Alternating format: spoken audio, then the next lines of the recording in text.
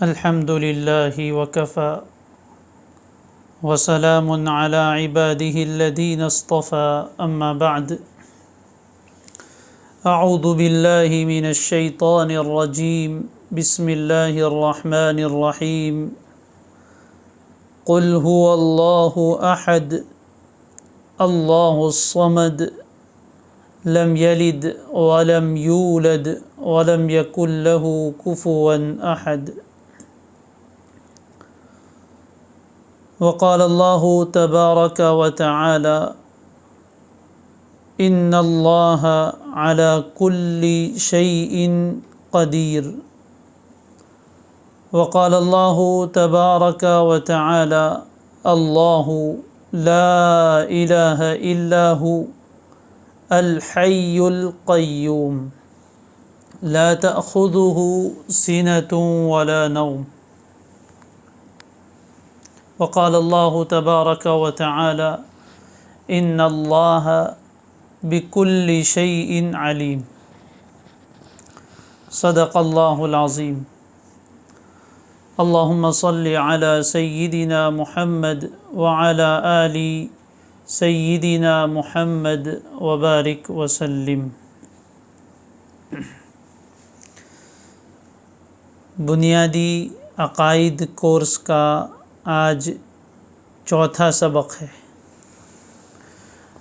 الحمدللہ اس سے پہلے ہم نے اللہ تبارک و تعالی کے وجود کے بارے میں، ہمارے عقیدے کیا ہونے چاہیے، اس کا کچھ بیان کیا تھا، سمجھنے اور سمجھانے کی کوشش کی تھی۔ امید ہے کہ سمجھ میں آ گیا ہوگا۔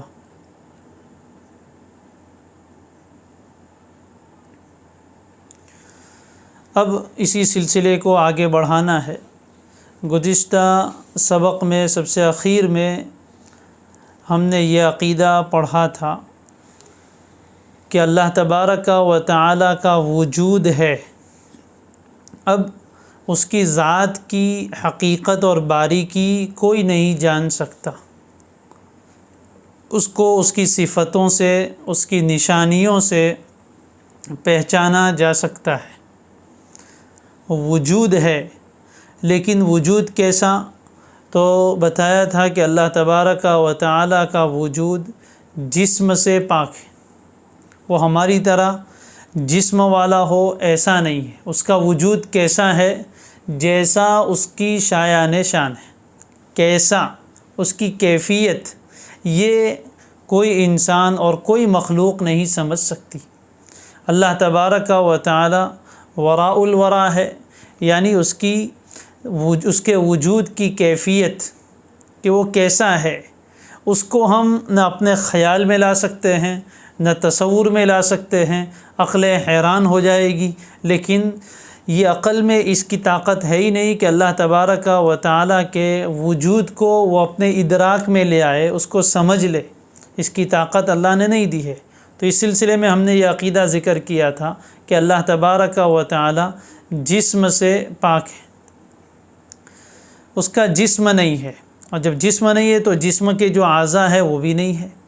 قرآن مجید میں جہاں کہیں اللہ تبارک و تعالی کے لیے وجہ اللہ یعنی اللہ کا چہرہ یا ید اللہ اللہ کا ہاتھ اس طرح کے الفاظ آئے ہیں، وہاں اس کو متشابہات کہتے ہیں۔ اس کا معنی کیا ہے وہ ہم اللہ ہی کے حوالے کرتے ہیں۔ اس کی مراد ترجمہ تو جانتے ہیں کہ ید کا معنی ہاتھ ہے، وجہن کے معنی چہرہ ہے، لیکن اللہ تبارک و تعالی اس کا چہرہ کوئی ہمارے جیسا ہو، وجہن کا وہ معنی جو مخلوق کے لیے لیا جاتا ہے وہی معنی اللہ کے لیے نہیں لیا جائے گا۔ اس کا کیا معنی ہے تو اس کی مراد اللہ ہی جانتے ہیں۔ یہ کہہ کر اپنے ہتھیار ڈال دینے۔ تمام علماء راسخین جو مضبوط علماء تھے انہوں نے اس کا اسی طرح معنی بیان کیا ہے کہ اس کی مراد اللہ ہی جانتے ہیں، ہم نہیں جانتے۔ تو جسم سے پاک ہے، مکان یعنی جگہ سے پاک ہے، جہت یعنی جانب سے پاک ہے، زمان سے پاک ہے۔ یہ عقیدہ ہم نے گزشتہ بیان کیا تھا۔ اسی سلسلے کو اب آگے بڑھانا ہے۔ آج کا عقیدہ ہے اللہ تعالیٰ کے مثل یعنی اس کے مانند، اس کے جیسی کوئی چیز نہیں، وہ سب سے نرالا ہے۔ آج کا یہ پہلا عقیدہ ہے کہ اللہ تعالیٰ کے مانند، اللہ تعالیٰ کے جیسی، اس کے مثل کوئی چیز نہیں ہے، وہ سب سے نرالا ہے۔ اسی لیے میں نے اس دن ذکر کیا تھا کہ جب اس کے جیسی کوئی چیز ہے ہی نہیں تو اس کو سمجھنا ہمارے لیے ممکن نہیں ہے، اس کی ذات کا ہم ادراک نہیں کر سکتے۔ قرآن مجید میں اللہ تبارک و تعالی فرماتے ہیں لیس کمثلہ شیء، اس کے جیسی کوئی چیز ہے ہی نہیں۔ لیس کمثلہ شیء، یہ ایمان رکھنا ضروری ہے کہ اس کے جیسا کوئی نہیں ہے۔ وَهُوَ السَّمِيعُ الْبَصِيرُ، اور وہی سب کچھ سنتا بھی ہے، سب کچھ دیکھتا بھی ہے۔ تو اللہ تعالیٰ کے مانند کوئی چیز نہیں، وہ سب سے نرالا ہے، اس کے جیسی کوئی چیز ہے ہی نہیں اور نہ ہو سکتی ہے۔ وہ اکیلا ہے، الاحد کا، اللہ ایک ہے، اکیلا ہے۔ اس کا ایک معنی یہ بھی تھا کہ اس کے جیسی نہ کوئی چیز ہے، نہ کوئی چیز تھی اور نہ کوئی چیز ہو سکتی ہے۔ وہ اپنی ذات میں بھی اکیلا، اپنی صفات میں بھی اکیلا، اس کے مثل، اس کے مانند کوئی چیز نہیں ہے۔ یہ بالکل صاف ستھرا عقیدہ ہے جو قرآن مجید نے بیان فرما دیا ہے، لیس کمثلہ شیء۔ اس لیے علماء فرماتے ہیں کہ انسان کے ذہن میں جو کچھ بھی چیز اللہ کے بارے میں آتی ہے کہ اللہ ایسا ہے، ایسا ہے، اس سے اللہ کی ذات پاک ہے، وہ ایسا نہیں ہے۔ جیسا ہمارے دماغ میں آتا ہے، کسی کے تخیل میں، تصور میں آتا ہے، ویسا اللہ نہیں، اللہ اس سے پاک ہے۔ اس کی پاکی بیان کرنا ضروری ہے، اس لیے کہ اس کے مانند کوئی چیز ہے ہی نہیں۔ تو یہ بھی ہمارا بنیادی عقیدہ ہے کہ اللہ کے مثل، اس کے مانند، اس کے جیسی کوئی چیز نہیں ہے، وہ سب سے نرالا ہے۔ اس کے بعد ہمارا عقیدہ ہے اللہ تعالی والد سے، اولاد سے اور بیوی سے پاک ہے۔ اللہ تعالیٰ والد سے، اولاد سے اور بیوی سے پاک ہے، یعنی اس کا کوئی باپ نہیں، اس کا کوئی بیٹا یا بیٹی نہیں، اور اس کی کوئی بیوی نہیں۔ تینوں باتیں قرآن مجید میں صاف الفاظ میں بیان فرمائی گئی ہے۔ سورہ اخلاص جو قرآن مجید کی بہت ہی پیاری صورت ہے، اللہ ہمیں اس صورت کے ساتھ محبت عطا فرمائے، اس سے محبت رکھنی چاہیے۔ اس صورت کے ساتھ محبت رکھنا جنت میں داخل ہونے کا ذریعہ ہے۔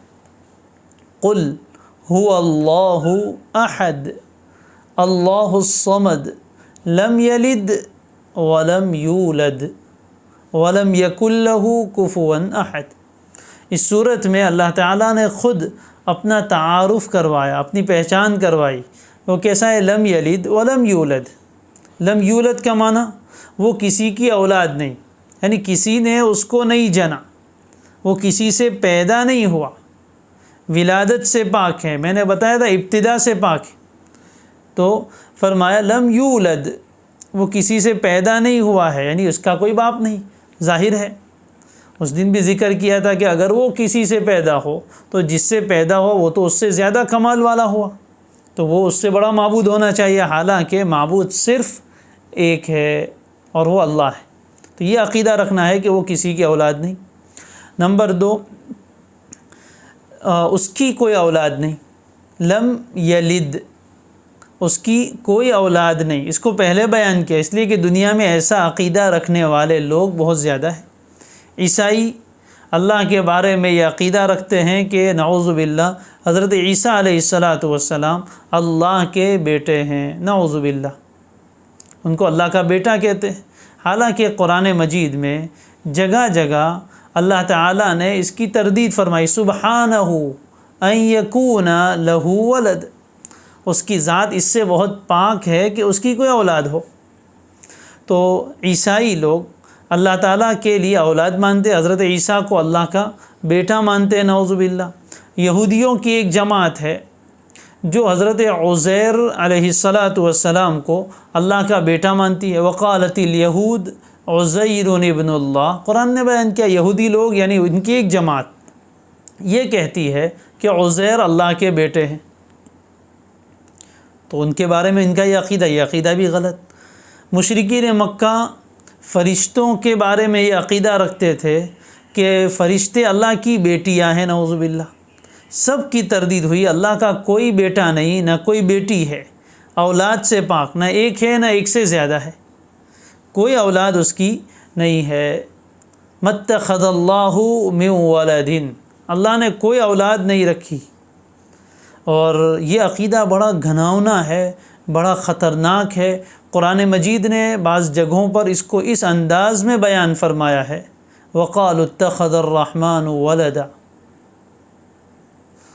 مشرکین کا یہ عقیدہ بیان کیا کہ وہ یہ کہتے ہیں کہ خدائے رحمان نے اولاد رکھی ہے۔ لَقَدْ جِئْتُمْ شَيْئًا إِدًّا، اور پھر فرمایا تَكَادُ السَّمَاوَاتُ يَتَفَطَّرْنَ مِنْهُ وَتَنشَقُّ الْأَرْضُ وَتَخِرُّ الْجِبَالُ هَدًّا۔ یہ اتنا خطرناک عقیدہ ہے، اللہ کو اتنا ناراض کرنے والا، اللہ کو اتنا غصہ دلانے والا عقیدہ ہے کہ اس عقیدے کی وجہ سے آسمان پھٹ جائے، زمین کٹ جائے اور پہاڑ ڈھیر ہو جائے تو یہ ممکن ہے۔ اتنا اللہ کی ناراضگی کو لانے والا یہ عقیدہ ہے۔ اللہ ہم سب کی حفاظت فرمائے۔ تو ہر طرح کی اولاد سے اللہ تبارک و تعالی پاک ہے، اس کا کوئی بیٹا نہیں، اس کی کوئی بیٹی نہیں۔ ہمارے یہاں مشرکین اور ہنود نے بھی دیوی اور دیوتا بنا رکھے ہیں اور ان کو اللہ کی اولاد قرار دیتے ہیں، یقیناً یہ بھی بالکل غلط عقیدہ ہے۔ تو ہمارا عقیدہ یہ ہے کہ اللہ تبارک و تعالیٰ کی نہ کوئی اولاد ہے، نہ اس کے اوپر کوئی اس کے ماں باپ اور والد ہیں، اور تیسرے نمبر پر اللہ کی بیوی بھی نہیں، لم یتخذ صاحبۃ ولا ولدا۔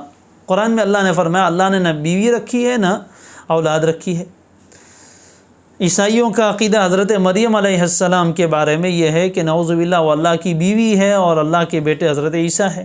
یہ عقیدہ بھی بالکل غلط ہے۔ ظاہر ہے کہ یہ اس قدر گھناؤنی اور نچلے درجے کی باتیں ہیں کہ انسان اس کو زبان پر لاتے ہوئے بھی ہچکچاتا ہے کہ نہ وہ بیوی سے پاک ہے، اللہ تبارک و تعالیٰ کی نہ کوئی بیوی ہے، نہ اس کی کوئی اولاد ہے، نہ اس کے کوئی ماں باپ ہے، ان تمام چیزوں سے یہ پاک ہے۔ مشرکین کی سمجھ میں یہ بات آتی نہیں تھی کہ بغیر نسب کے کیسے، اس لیے اللہ نبی صلی اللہ علیہ وسلم کے پاس آئے اور کہا کہ اپنے رب کا نسب بیان کرو۔ تو اس وقت اللہ تعالیٰ نے سورہ اخلاص نازل فرمائی کہ اللہ کا ایسا کوئی انسانوں جیسا نسب نہیں ہے کہ وہ نسل چلتا رہے۔ دوسری بات اس کی وجہ یہ ہے کہ اگر اولاد ہو تو اولاد باپ کے مثل ہوتی ہے، باپ کے جیسی ہوتی ہے، باپ ہی انسان کا بیٹا انسان ہوتا ہے۔ تو اگر نعوذ باللہ خدا کا کوئی بیٹا ہو تو وہ بھی خدا ہوگا، تو پھر دو خدا ہو گئے، تو ایسا ممکن نہیں ہے۔ اس لیے اللہ تبارک، اور نیز اولاد کی ضرورت یہ محتاجگی کی بات ہے، ہمیں اولاد کی ضرورت ہے انسانوں کو، اس لیے کہ ہم محتاج ہیں، بڑھاپے کی لاٹھی چاہیے، بڑھاپے کا سہارا چاہیے، اور دوسرے بہت سے مقاصد ہیں جس کی وجہ سے انسان اولاد کی تمنا کرتا ہے۔ اللہ تبارک و تعالی ہر طرح کی محتاجگی سے پاک ہے، وہ الصمد ہے، وہ کسی کا محتاج نہیں، سب اس کے محتاج، تو پھر اس کو اولاد کی کیا ضرورت پڑی؟ لہذا یہ عقیدہ ہم اپنے دل میں مضبوطی سے بٹھا لیں کہ نہ اس کا کوئی باپ ہے، نہ اس کا کوئی بیٹا ہے، نہ اس کی کوئی بیٹی ہے، نہ اس کی کوئی بیوی ہے۔ قرآن مجید میں صاف طور پر یہ عقیدہ آیا ہے۔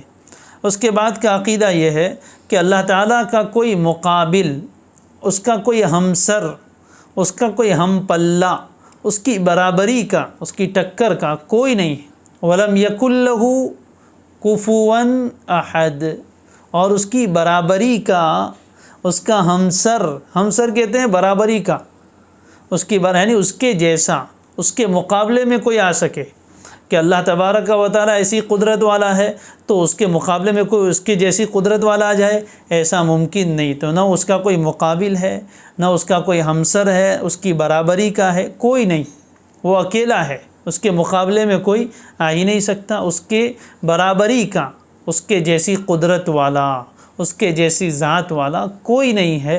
یہ بھی ہمارا عقیدہ ہے۔ جب اس کے جیسا کوئی نہیں ہے تو پھر عبادت میں بھی اس کے سوا کسی کی عبادت نہیں کر سکتے۔ انشاءاللہ یہ مسئلہ پھر مستقل آئے گا۔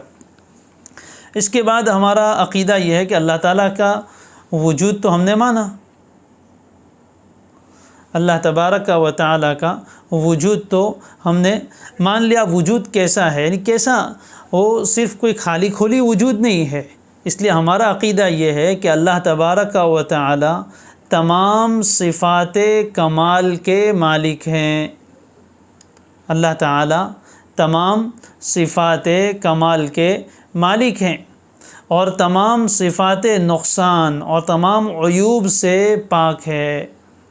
ہر کمال اللہ کی ذات میں موجود ہے اور ہر عیب، ہر نقص، ہر کمی، ہر کوتاہی سے اس کی ذات بہت پاک ہے۔ اسی لیے ہم بولتے ہیں اللہ پاک، یہ اردو میں بولتے ہیں، اور عربی والے بولتے ہیں اللہ سبحانہ و تعالی۔ یہ سبحان اللہ ہم جو پڑھتے ہیں اس کا معنی یہی ہے۔ سبحان اللہ کا معنی ہے اللہ تعالیٰ ہر عیب سے، ہر کمی کوتاہی سے، ہر نقصان سے پاک ہے۔ اور الحمدللہ جب ہم کہتے ہیں تو اس کا معنی ہر کمال، ہر طرح کی خوبی کی باتیں، ہر طرح کی تعریف کے لائق باتیں اللہ تبارک و تعالیٰ کے لیے ثابت ہے۔ تو سبحان اللہ و بحمدہ یہ سب سے عظیم کلمہ ہے۔ اس میں ہم اللہ تعالیٰ کے لیے تمام صفات کمال کا اقرار کرتے ہیں اور تمام نقصان اور عیب کی باتوں سے اللہ کی پاکی بیان کرتے ہیں۔ اللہ تو پاک ہے ہی، ہمارے پاکی بیان کرنے سے اللہ پاک نہیں ہوتا۔ پوری دنیا میں کوئی ایک آدمی بھی سبحان اللہ نہ پڑھے تب بھی اللہ تو پاک ہے، ہمارے سبحان اللہ کہنے سے وہ پاک نہیں ہوتا۔ ہم تو صرف بتاتے ہیں کہ اللہ عیب سے پاک ہے، لیکن سبحان اللہ پڑھنے کا فائدہ یہ ہوتا ہے کہ اللہ تعالیٰ پڑھنے والے کو عیوب سے پاک کر دیتے ہیں۔ اللہ تعالیٰ پڑھنے والے کو عیوب سے پاک فرما دیتے ہیں۔ تو ہمارا عقیدہ اللہ تعالیٰ کی ذات کے بارے میں کیا ہے کہ اللہ تعالیٰ کی ذات کمال کی جتنی صفات ہے، خوبیاں جتنی ہے، وہ تمام کی تمام اس کی ذات میں موجود ہیں، اور جتنے نقصانات ہیں، جتنے عیوب ہیں، جتنی کمیاں کوتاہیاں ہیں، ان تمام سے اللہ تعالیٰ کی ذات ہر اعتبار سے پاک ہے۔ اسی کا نام ہے تسبیح اور تحمید، سبحان اللہ اور الحمدللہ۔ اسی لیے کثرت سے ان کلمات کو ہمیں پڑھنے کا حکم دیا گیا ہے۔ سبحان اللہ والحمدللہ ولا الہ الا اللہ واللہ اکبر، یہ جو تیسرا کلمہ ہم پڑھتے ہیں سمجھ کر اس کو پڑھا کریں۔ عام طور پر ہم سبحان اللہ سبحان اللہ سبحان اللہ تیزی سے پڑھتے ہیں، انشاءاللہ ثواب ملے گا، لیکن جب آپ سمجھ کر تسبیح اور تحمید پڑھیں گے تو اس کی بات ہی کچھ اور ہے۔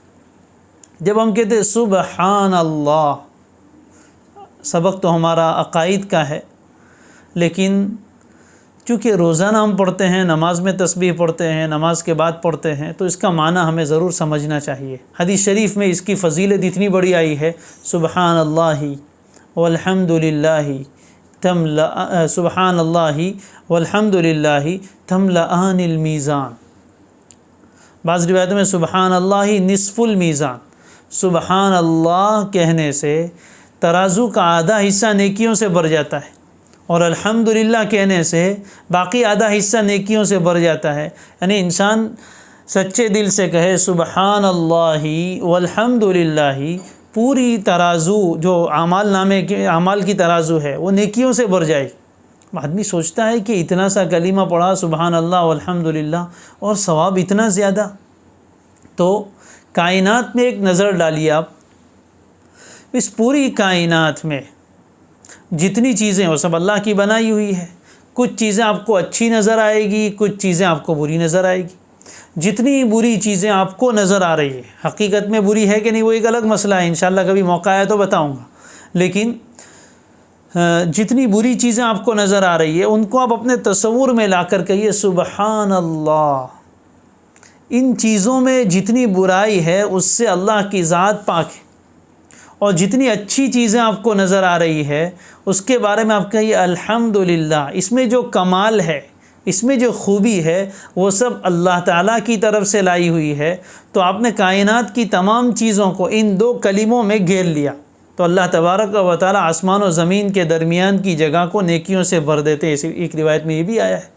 تو اس معنی سمجھ کر سبحان اللہ الحمدللہ ٹھہر ٹھہر کر پڑھنے کی عادت ڈالیں۔ تو یہ بھی ہمارا عقیدہ ہوا کہ اللہ تعالیٰ تمام صفات کمال کے مالک ہیں، اور ہر طرح کے عیب اور کمی سے اس کی ذات بہت پاک ہے، سبحان اللہ۔ اب آگے چلتے ہیں دوسرا عقیدہ۔ اب اللہ تعالیٰ میں صفات ہے، بہت ساری صفات ہیں، انشاءاللہ اس کا تو مستقل بیان آئے گا بِأَسْمَائِهِ وَصِفَاتِهِ، لیکن کچھ صفات ایسی ہیں جو بنیادی ہے، جس کو صفات ذاتیہ کہتے ہیں، تو ان میں سے کچھ کا بیان ہم ابھی کریں گے۔ ہمارا عقیدہ ہے اللہ تعالی حیات والے ہیں، اللہ تعالی حیات والے ہیں یعنی زندہ ہے۔ حیات والے کا مطلب زندہ۔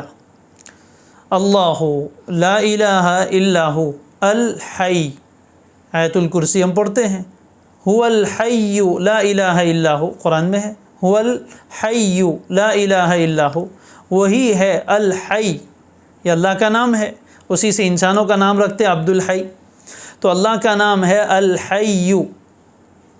الحی کے معنی حیات والا، اس کا اردو میں ترجمہ کرتے ہیں زندہ۔ تو زندہ تو ہم بھی ہے، بہت ساری مخلوق بے شمار ہیں زندہ، لیکن اس میں اور ہم میں فرق ہے۔ الحی کس کو کہتے ہیں، اس سلسلے میں الاسماء الحسنی سیریز کا پورا ایک بیان مستقل الحمدللہ یوٹیوب چینل پر ہے، آپ اس کو تفصیل سے دیکھیے، انشاءاللہ معنی سمجھ میں آئے گا۔ یہاں میں مختصراً ذکر کرتا ہوں۔ اللہ تعالیٰ کی حیات کے بارے میں پہلی بات یہ اپنے دل میں بٹھائیے کہ اس کی حیات ذاتی ہے، ذاتی یعنی خود سے، کسی کی دی ہوئی نہیں ہے، اس کی حیات ذاتی ہے۔ اس کے علاوہ جتنی مخلوقات حیات والی ہے یعنی جان والی، حیات کا مطلب جان، ہم سب جان والے ہیں، جاندار، تو جتنی چیزیں ہیں ان سب کی حیات اللہ کی طرف سے دی ہوئی ہے، اور اللہ کی حیات ذاتی ہے، پہلی بات۔ دوسری چیز، اللہ تعالیٰ کی حیات کامل ترین ہے، ہر کمی سے پاک ہے۔ ہم سب بھی حیات والے ہیں لیکن ہماری حیات ناقص ہے۔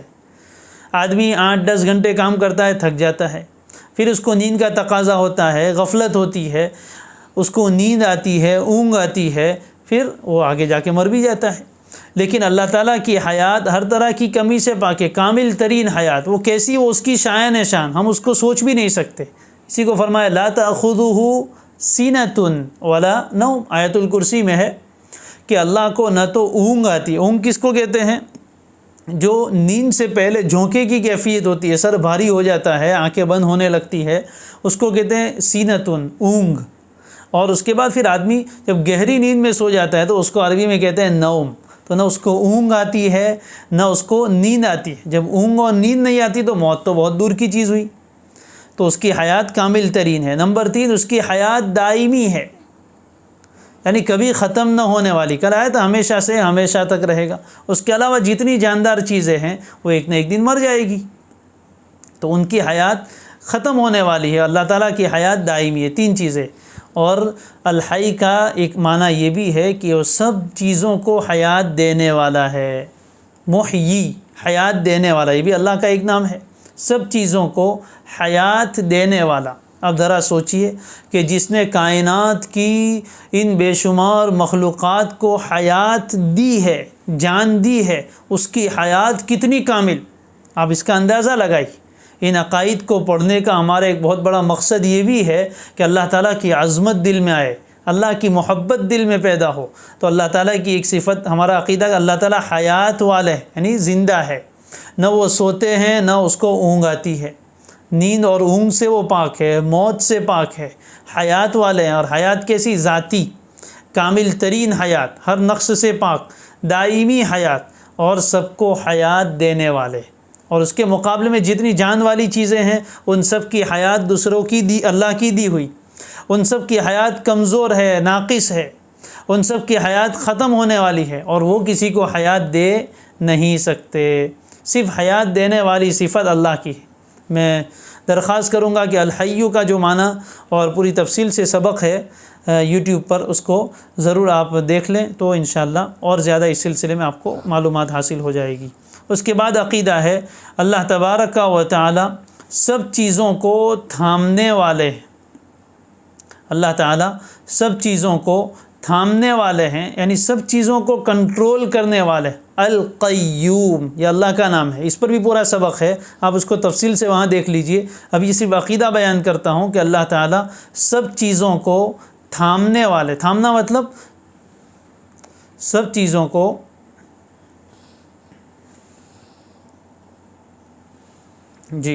اللہ تبارک و تعالی سب چیزوں کو تھامنے والے ہیں، یعنی سب چیزوں کو کنٹرول کرنے والے ہیں، سب چیزوں پر اس کا کنٹرول ہے، سب چیزوں پر اس کا اقتدار ہے۔